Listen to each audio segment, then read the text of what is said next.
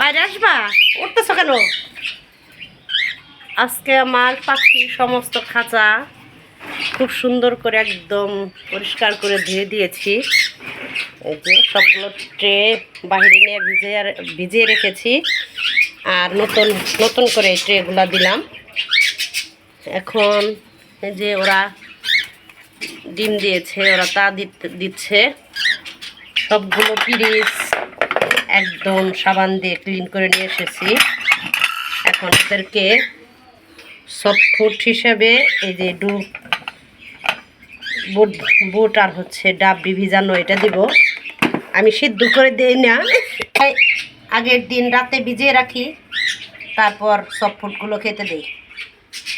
এখন সবগুলো পিরিজে দিয়ে দিব। এই যে খাঁচার ভিতরে দিয়ে দিলাম। এখন ওরা খাবে। অবশ্যই যে সিড মিক্সও আছে, এটাও খাবে না। এরকম করো কেন? দুষ্টুমি করতেছো কেন?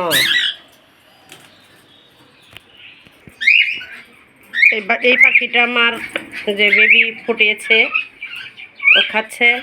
খাও, আসো খাও, হ্যাঁ আসো। দেখি উঠো।